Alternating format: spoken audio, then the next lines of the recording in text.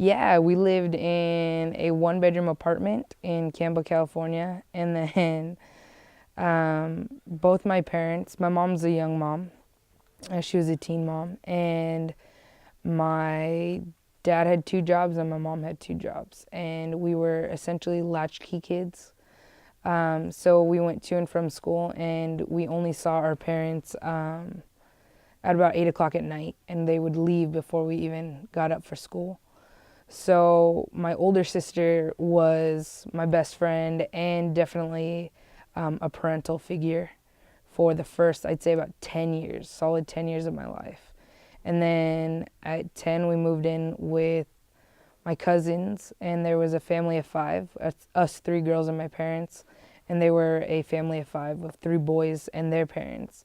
And all of us moved into a two-bedroom apartment. And my dad went to school and he got a better job, and there's 10 of us. And to be honest, I did not know the difference. I didn't know that I could have my own room, and when I got my own room, I didn't know what to do with all the space. So at 12 years old, we got a four-bedroom home, and it was just my five family members in a four-bedroom home, and it felt huge. So, and I know. And I was in a very quiet Caucasian neighborhood, and it was just completely different than my apartment life. And with all my friends everywhere, they were all so close in an apartment. So it was very, very different. But if I hadn't have lived like that, I don't think I could do the job I would want to be doing. So yeah, CalServe is actually a program under the umbrella of AmeriCorps.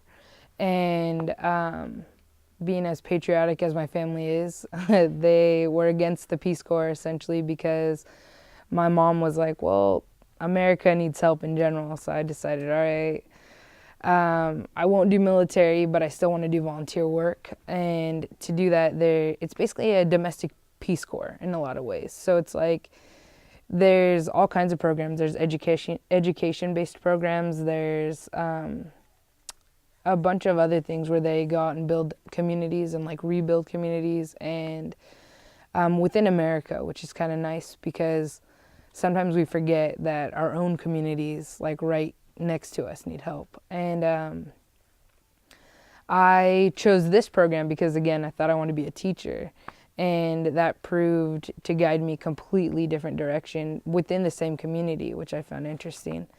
And my experience under AmeriCorps as a CalServe and AmeriCorps member has been nothing but great. I have connected with the community on a different level.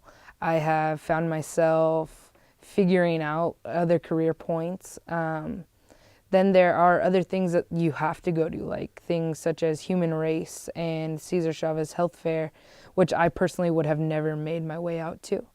So having to go to those volunteer days and having that as a commitment, and experiencing that as a worker opposed to just going to those, was actually like enlightening in a lot of ways, and humbling, very humbling to see that.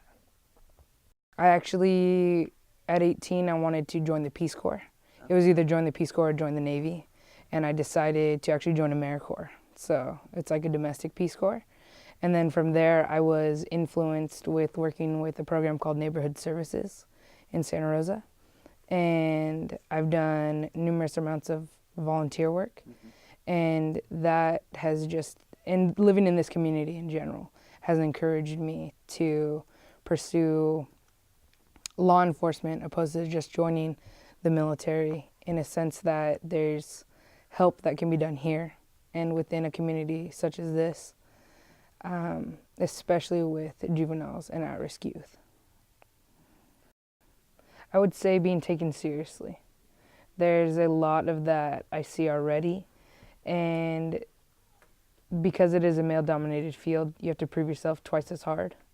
So you're already up against a par, and then that's already been doubled because you are a woman. So being taken seriously is probably the biggest challenge that I've already faced. And then two would probably be within a community having depending on who you have to interact with, which a lot of the times I've noticed in this community, it's very much so male dominated as well. So that in itself is being a female and having those challenges of trying to talk to and communicate and connect with the opposite gender tends to be a challenge.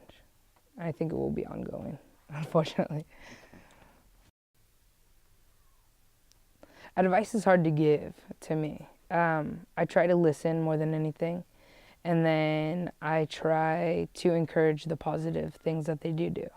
So instead of me advising to do things, I try to just continue to encourage what they're already doing and give a sense of empowerment, because when they feel as though they're the ones doing it and that they can complete whatever task they need to be doing, and I didn't give them that idea, then I feel as though they're more successful, at least the youth I do work with.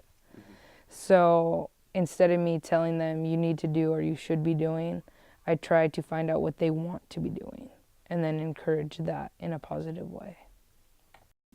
I'm Tevin Strand Brown. I'm Bridget Serra. I'm Javier Lema. My name is Jacqueline Perez.